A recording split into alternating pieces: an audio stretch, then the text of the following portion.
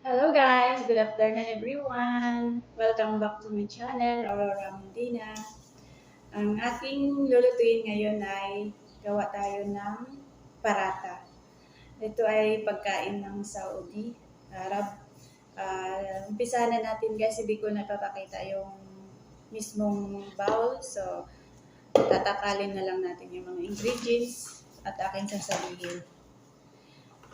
3 cups na flour, all-purpose flour. Lagay natin sa malaking bowl, sa mixer bowl natin. And then, 1 teaspoon salt. So, add natin siya sa ating bowl, kasama ang flour. So, 1 teaspoon. And then 3/4 teaspoon sugar. Konting sugar lang. So, 3/4 lang siya, hindi siya ganun kapuno. And then,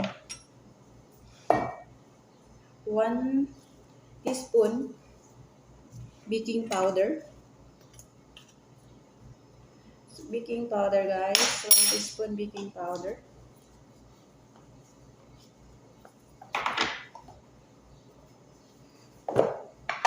Then 1/4 teaspoon, yes, 1/4 lang guys, konti lang siya.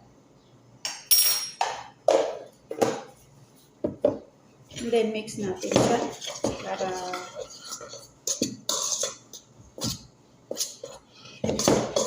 mag-mix yung sugar natin saka yung mga hinalo pa. And then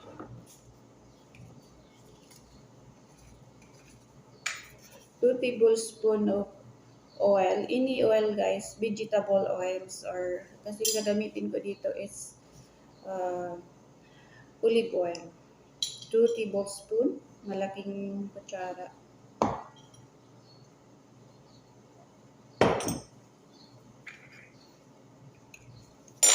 And then 1 in 1/4 water. Cup.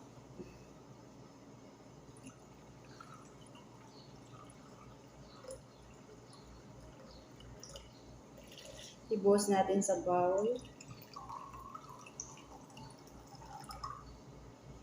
1 in 1/4 guys, so naganda siya.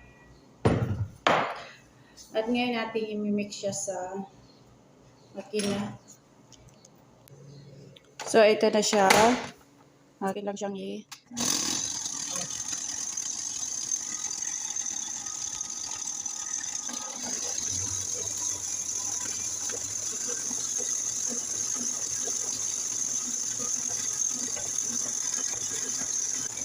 So ayan na guys, patapos na ang ating dough. Tanggalin na natin siya, i-off na. So ito na yung dough natin guys, tapos na siya natin. So ang gagawin natin ngayon ay mamasa natin siya saglit. Yan. Tapos, konting mantika lang sa ibabaw. Yan. Tapos lagay natin siya sa bowl. Then takpan natin. Then rest for 30 minutes hanggang mag-double size. Tapos ng 30 minutes, so ito na yung dough natin. Natin na siyang bilbilugin.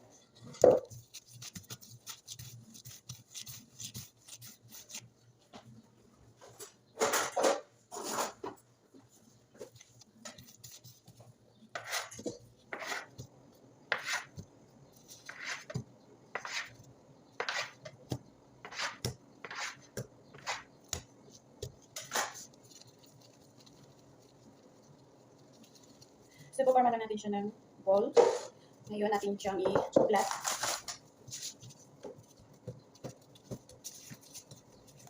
Yan guys, ito natin. So, tanggalin ko lang ito kasi hindi siya makita.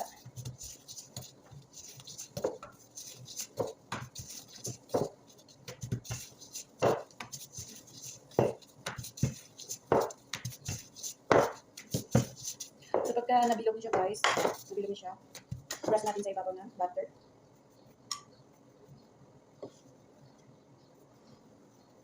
Ayan, na-brush na ng butter. Hindi natin ng konting flour. Hindi natin sa gilid lang, hanggang kalahati. Tapos saka natin bilugin. I-roll natin siya guys ng ganito. Yan, parang cone ng ice cream. Yan, paikot lang, paikot. Yan. hanggang sa maikot na lahat. So, ganito yung itsura niya. Yan. So, saka naman natin idiin sa ilalim yung ito. Nakalabas yung bunganga. Tapos, ito, yung dulo, ay ating bibilog ng ganun. Tapos, idiin sa ilalim. Ayan. Tapos, hanggang sa magiging lalapad siya na ganito. So, ilagay natin siya.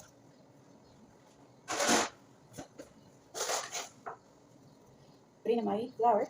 Dito natin siya ilalagay. So, continue lang natin hanggang matapos.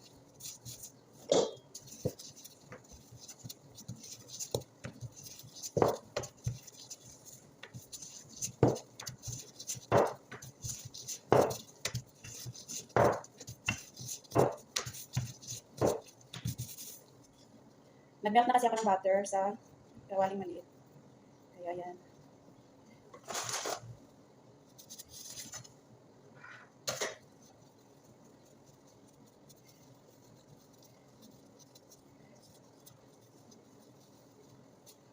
Yan guys, papasok natin sa ilalim yung bumungad sa ibabaw. Tapos dito, gagawin natin dito, lulot natin siya ng gagawin tapos pababa. So, tapos na guys, aking dough na bilog ko na lahat, na-form ko na. Tapos ang gagawin natin ay i-brush natin siya ng water sa ibabaw.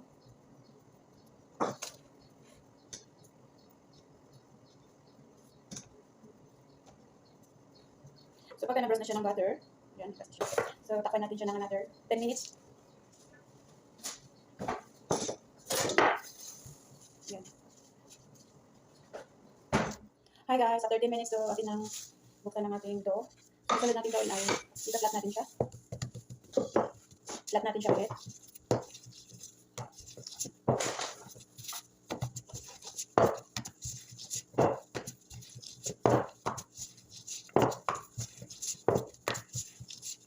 Ayan guys, ganito siya. Kalapad. Continue lang natin hanggang matapos.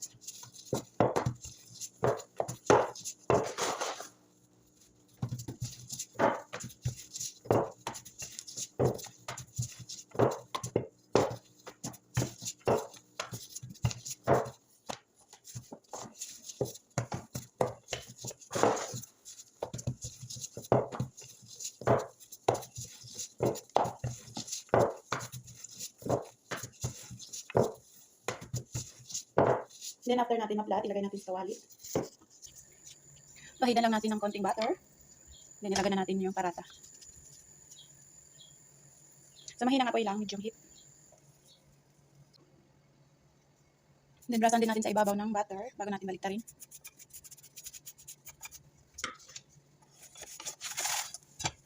So yan.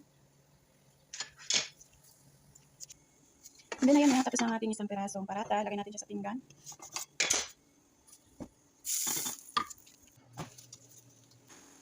Sunod-sunod rin lang natin guys hanggang matapos. So hindi ko lahat lulutuin guys kasi hindi naman ito maubos ng isang kainan lang. Ayan, tingnan nyo guys, lumulubo siya. Ibig sabihin, naluluto na siya sa ilalim.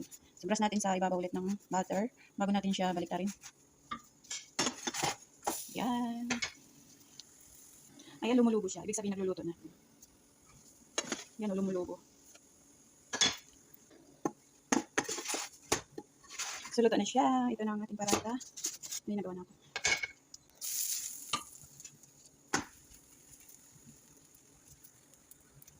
And this is it. Parata na guys, ang ating dough. So, ito na. Yan, napakasarap ang ating dough. Ano guys, kainin ito ng with cheese. And zayton, maalat. Tsaka kamatis. Matching kamatis kasi maalat yung cheese. Tapos maalat din yung olive. So, lagyan natin ng kamatis. Serve with parata. So, pakita ko sa inyo guys yung tinapay ng ating parata. So, ito siya. Yan, mainit. So, aking bubuksan. So, ganito siya guys. Yan. Napakalambot. Ang sarap. Ang sarap nito tinapay na to. Yan. Yan guys. Tingnan nyo guys. Sharing is scary. Yan. So, ang pagkain nito guys, sasawsaw natin siya sa cheese. So, yan. Kukurot natin siya sa cheese. Tapos kakain na. Sarap. Pwede siya pang merenda, pwede siya pang breakfast. So, ito kung natitira natin do, ilalagay ko natin siya sa freezer. Ang gagawin ko natin, lagyan ko natin siya ng plastic sa ibabaw. Ayan, may isa na ako dito. Nilagyan ko siya ng plastic sa ilalim. Tapos sasapaw natin pa sa ibabaw. Yan. Tapos ipatong natin yung isang dough din sa ibabaw para hindi siya magdikit. Ayan guys, yung technique nito. Then, continue lang natin yung natitira pa. Bigyan natin ng flour para hindi siya bigat.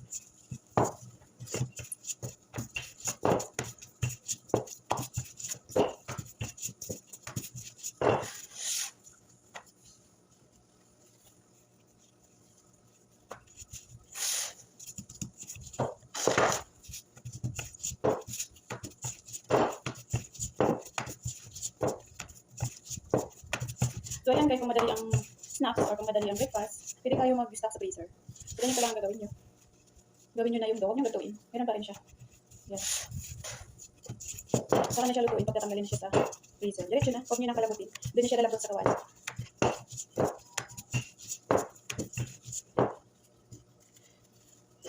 So, ito, last na. Yan. So, susunod natin gagawin guys, ilagay natin siya sa ziplock. Ayan, lagay natin sa ziplock na plastic. Kung wala kayong ziplock, pwede sa Tupperware. Kasya siya. Ayan.